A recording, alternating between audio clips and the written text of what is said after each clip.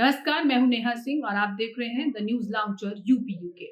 UP की अगर मैं बात करूं तो यूपी में इन दिनों काफी शोर सुनाई दे रहा है, काफी गूंज उठ रही है। और अगर आपको लग रहा है कि ये शोर भाषणों या फिर नेताओं की रैलियों का है तो जनाब यहाँ आप थोड़े से गलत हैं। आपको मैं थोड़ा अपडेट कर दूं। इन दिनों यूपी में गूंज रहे हैं थप्पड़। जी हाँ, इन दिनों यूपी में आवाज आ रही है तो वो आ रही है थप्पड़ों की आवाज, जो कि महाराजगंज से लेकर लखीमपुर खीरी तक गूंज रही है। महाराजगंज की सबसे पहले आपको ये वीडियो दिखाते हैं और फिर इस खबर को पूरा आपको बताते हैं। पहले ये वीडियो देख लीजिए।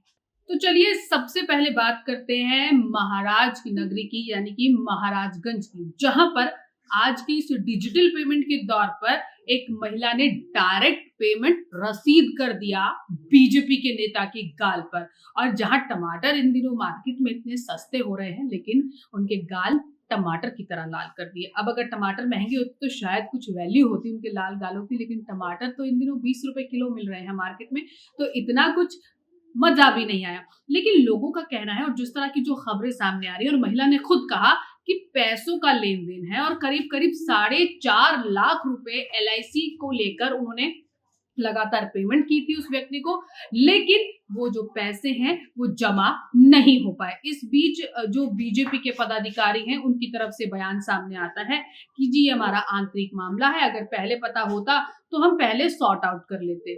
तो कहने का मतलब ये है कि अब बीजेपी के अंदर भी कहीं ना कहीं सुरक्षित नहीं है। और अभी कुछ दिन पहले कंगना रनौत का एक बयान सामने आया था जिसमें उन्होंने कहा था कि राहुल गांधी जिस तरह से आते हैं सभा में, जिस तरह से वो कपड़े पहनते हैं, उस तरह से महिलाओं को सेफ्टी महसूस नहीं होती। आपत्तिजनक चीजें कुछ इस तरह की उन्होंने बोली थी। लेकिन अब दिक्कत यह है कि यहाँ पर महिलाओं से जो बीजेपी के लीडर हैं, मेल लीडर हैं, वो भी कहीं ना कहीं अब सुरक्षित महसूस नहीं कर रहे। अभी थप्पड़ कांड थमा नहीं है। आपको महाराजगंज की हमने घटना बताई, लेकिन कुछ पुरानी घटनाएं भी जरूर बताएंगे, ताकि जो बीजेपी का नारा है सबका साथ सबका विकास, आजकल बीजेपी के नेता सबका साथ सबका विकास के साथ साथ झन्नाटेदार एहसास जो कर रहे हैं, उसकी पूरी कहानी आप सुन समझ सके। चलिए अब बात लखीमपुर की कर लेते हैं। लखीमपुर अपनी उपजाऊ मिट्टी के लिए जाना जाता है, लेकिन इसी के साथ साथ योगेश वर्मा का थप्पड़ कांड भी यहाँ पर हुआ था और योगेश वर्मा सीना ताने खड़े हुए थे। हालांकि वो ये समझ ही नहीं पाए कि ये थप्पड़ जो उन्हें पड़े हैं वो प्यार है या फिर गुस्सा है। और सबसे मजेदार बात यह है कि ये भी पार्टी के अंदर ही हुआ था। जिस तरह से महाराजगंज की जो घटना है वो भी पार्टी के अंदर ही हुई है, इस तरह से ये घटना भी पार्टी के अंदर ही हुई थी, यानी कि दो लोग पार्टी के ही थे। महाराजगंज में भी वो महिला भी कहीं ना कहीं बीजेपी से ही समर्थित है और उनका साफ तौर पर लगातार यही कहना है कि मैं इन्हें पॉलिसी के लिए पैसे देती रही, लेकिन इन्होंने वो पैसे जमा ही नहीं कराए। और जिस तरह से हमने आपको वीडियो दिखाया कि कॉलर पकड़ो और फिर थप्पड़ रसीद दिया, हालांकि बाद में मामले को शांत करने की कोशिश की गई, उसका कुछ रिजल्ट नहीं निकला। बाद में बीजेपी नेताओं के बयान आए कि आंतरिक मामला है, वो तो योगेश वर्मा के जो थप्पड़ कांड हुआ था उस दौरान भी आए थे। तो हम लगातार कह रहे हैं कि बीजेपी को अब नया स्लोगन सोचना पड़ेगा कि आखिरकार हो क्या रहा है। लोग तो आपसे नाराज चल ही रहे हैं, अब कहीं ना कहीं जो आपके नेता हैं उनमें भी कहीं ना कहीं अंदरूनी कलह और कहीं ना कहीं नाराजगी नजर आ रही है। हालांकि बीजेपी इसमें काफी इंटेलिजेंट है कि वो नेताओं को सीटों को लेकर या टिकट की देनदारी में कभी नाराज नहीं करती, लेकिन बीजेपी नेता आपस में ही एक दूसरे को इतना लूट खसोट रहे हैं कि नाराजगी साफ नजर आ रही है। अब जनता भी कहीं ना कहीं ये सोच रही है कि जो लोग आपस में इतना लूट खसोट कर रहे हैं वो हमारे साथ क्या क्या करते होंगे जनाब।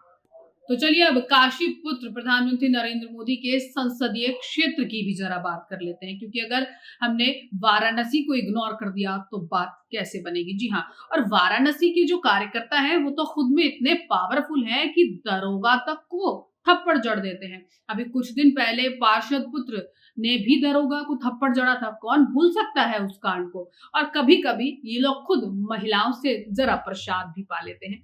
लेकिन इन सब के बीच में बात फिर आ जाती है सुरक्षा की, रसूख की, क्योंकि फिर बीजेपी नेता तो भाई रसूखदार तो है ही कहीं ना कहीं, जब एक पार्षद पुत्र दरोगा को थप्पड़ जड़ देता है। लेकिन जनाब आज खबर ये नहीं है, आज खबर ये है कि बीजेपी नेता को थप्पड़ जड़ा है एक महिला ने। हालांकि शुरुआती दौर पर जब ये खबर आई थी तो खबर ये आई थी कि एक महिला ने बीजेपी नेता की पिटाई कर दी। पहले कॉलर पकड़ा और फिर थप्पड़ जड़ दिया। लेकिन बाद में जब चीजें सामने आई, बाद में जब बीजेपी नेताओं की जिस तरह से बयान सामने आए, या मैं ये कहूं कि सफाइयां सामने आई जो अक्सर बीजेपी बाद में देती है या कोई भी पार्टी देती है, कॉमन सी बात है, तो उन्होंने ये कहा कि ये पार्टी का अंदरूनी मामला है। अगर हमें पहले से बताया गया होता, अवगत करवाया गया होता, तो हम इसे सॉर्ट आउट करवाने की कोशिश करते।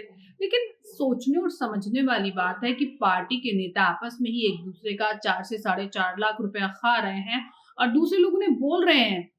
महिला का साफ तौर पर कहना है, और महिला अपने बेटे के साथ आई तो उनका साफ तौर पर कहना है कि मैं काफी समय से अपने पैसे की डिमांड कर रही थी, मैं अपने काफी समय से इस पैसे को मांग रही थी, लेकिन बार बार टाल मटोल किया जा रहा था, बार बार मुझे टाला जा रहा था।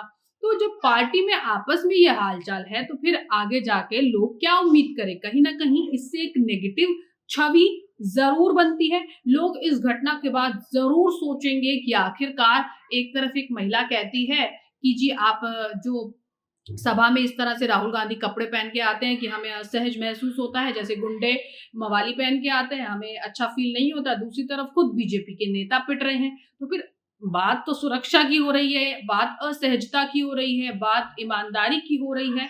अब कहाँ ईमानदारी, यहाँ तो सिर्फ झन्नाटेदार चटाक चटाक रसीद दिए जा रहे हैं। हालांकि ये कोई पहली घटना नहीं है। तो बात और सवाल ये है कि वो पार्टी जो अपने आप को सबसे बड़ी पार्टी कहती है, वो पार्टी जो अपने आप को अनुशासन वाली पार्टी बोलती है, वो पार्टी जो महिलाओं की सुरक्षा की बात करती है, वो पार्टी जो ईमानदारी की बात करती है, वो पार्टी जो सत्ता में आई ही कालाधन वापस लाने के लिए थी, ये सब उसी पार्टी में हो रहा है। उसी पार्टी में एक नेता दूसरे नेता का पैसा मार रहा है, उसी पार्टी में थप्पड़ कांड चल रहे हैं, और उसी पार्टी में अब बच के रहना रे बाबा गाना फेमस होने वाला है। अब सवाल कई तरह के उठ रहे हैं। सवाल लोगों के मन में ये भी उठ रहे हैं कि कहीं क्या बीजेपी में भी कांग्रेस की तरह गुटबाजी तो नहीं हावी होती जा रही? क्योंकि एक समय वो भी था जब ये माना जाता था कि बीजेपी हाईकमान की तरफ से जो एक बार ऑर्डर हो गया वो नीचे तक फॉलो होगा, और अभी तक वो देखने में भी आया। अगर किसी नेता को सीट नहीं मिली तो उस नेता ने इस चीज को एक्सेप्ट किया। लेकिन अब धीरे धीरे जो हम बदलाव देख रहे हैं, वो नाराजगी अब नेता जाहिर करने लगे हैं, कैमरों के सामने और माइक हाथ में लेकर नाराजगी जाहिर करने लगे हैं। और क्या कहीं यही नाराजगी अब कहीं ना कहीं रोष के रूप में गाल पर तो नजर नहीं आ रही? सवाल ये भी उठता है। एक पार्टी जो कानून व्यवस्था की बात कर रही है, उसके अंदर खुद कानून व्यवस्थाओं की धज्जियां उड़ाई जा रही है। सवाल ये भी है। सवाल यूपी पर एक बार फिर से उठता है कि जहां पर बात डबल इंजन की सरकार की होती है कि यहाँ पर डबल इंजन है, यहाँ पर विकास की बयार होगी, अब बात विकास से इतर हम लोग बात करते हैं नेताओं के थप्पड़ों की, नेताओं पर पड़ने वाले थप्पड़ों की। जहां बात विकास की होनी चाहिए थी, सरकार की नीतियों को या तो हम तारीफ करते या उन पर सवाल उठाते, लेकिन हम बात कर रहे हैं थप्पड़ों की। आखिर ऐसा हो क्यों के रहा है? अगर मैं बात करूं बागपत कांड की, बागपत में भी कुछ ऐसा ही हुआ, जिस तरह से साफ तौर पर बीजेपी एक तरह से बागपत में आप अपनों का भिड़ना और एसडीएम को धमकाना, ये घटना बांदा में हुई थी कि एसडीएम को धमकाया गया था। वहीं बागपत की मैं बात करूं, वो आपस में ही वहां पर भी नेता भिड़ गए थे। तो ये इसलिए कहीं ना कहीं क्वेश्चनेबल चीजें होती जा रही हैं क्योंकि बीजेपी कार्डर बेस्ड पार्टी मानी जाती है। बीजेपी में जब आप एक छोटे से छोटे जो नेता अपने आप को कहते हैं या कार्यकर्ता अपने आप को कहते हैं, उनसे भी बात करते हो तो वो सिर्फ और सिर्फ पार्टी की बात करते हैं। और जब अगर आप वोटिंग वाले दिन भी किसी से बात करो, जो व्यक्ति वोट देने आते हैं उनसे भी बात करो, तो वो ये नहीं कहते कि जी हम फला नेता को वोट दे रहे हैं। उनका सीधा कहना क्या होता है, हम बीजेपी को वोट दे रहे हैं, हम मोदी को वोट दे रहे हैं। तो कहीं ना कहीं बीजेपी ने ये मेहनत की, ये मानना पड़ेगा कि बीजेपी ने ये मेहनत की कि अपने आप को एक कार्डर बेस्ड पार्टी बनाया, सबसे बड़ी पार्टी बनाया। लेकिन क्या अब सवाल ये उठता है कि ये cadre based party collar based party तो नहीं बनती जा रही? क्या अंदर की गुटबाजी किसी भी रूप में, चाहे वो पैसे के लेन देन के रूप में हो, चाहे वो नाराजगी के रूप में हो, बाहर तो नहीं आ रही? क्योंकि ऐसा नहीं है कि नेताओं को कभी थप्पड़ नहीं पड़े, नेताओं को थप्पड़ पड़े हैं, जूते भी पड़े हैं, नेताओं पर लोगों ने स्याही भी फेंकी, लेकिन लोगों ने, आम जनता ने अपनी नाराजगी के रूप में, और वो हर पार्टी के नेता को, ऐसे नहीं कि सिर्फ एक या स्पेसिफिकली हम कहें कि सिर्फ बीजेपी को, जी नहीं, हर पार्टी के नेता को। लेकिन यहाँ पर जो अंदरूनी लड़ाई है जिस तरह से अगर मैं आपको दूसरे राज्य में लेके जाऊं, हरियाणा में लेके जाऊं या राजस्थान में लेके जाऊं, वहां पर कांग्रेस का ये हाल है। वहां पर नेता आपस में लड़ रहे हैं और आप उनका फ्यूचर देख रहे हैं, किस तरह से जो रिजल्ट है वो साफ तौर पर हैम्पर होता है। 2014 से कांग्रेस की गुटबाजी चल रही है हरियाणा में और लगातार वो कांग्रेस का जो डिक्रीजिंग या डेप्रिसिएशन है वहां पर चल रहा है। राजस्थान में भी यही बात है। सचिन पायलट की बात करें, अशोक गहलोत की बात करें, उन दोनों की लड़ाई साफ तौर पर नजर आ रही है।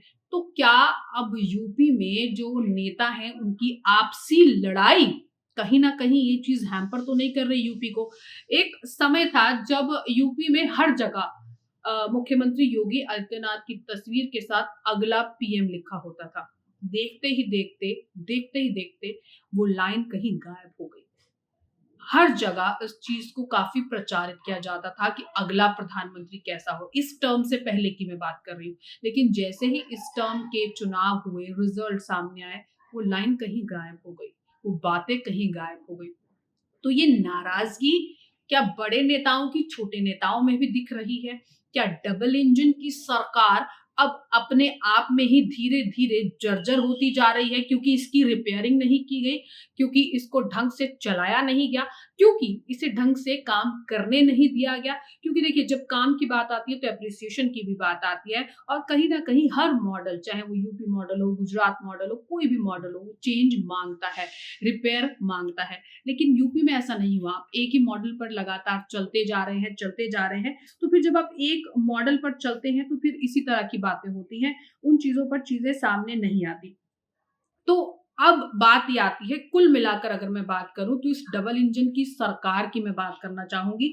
महाराजगंज में महिला ने साफ तौर पर दिखा दिया कि भैया अगर आप पैसा नहीं दोगे तो फिर आपके गाल लाल होने वाले हैं। और कहीं ना कहीं आप चाहे आपस की बात हो चाहे बाहर की बात हो, अगर ये आपस की बात थी तो ये पार्टी को पहले सुलझा लेनी चाहिए थी। अब तो ये आपका पारिवारिक मुद्दा रहा ही नहीं जनाब, अब तो ये खबरों का मुद्दा बन गया है। फिलहाल मुझे दीजिए इजाजत, नमस्कार।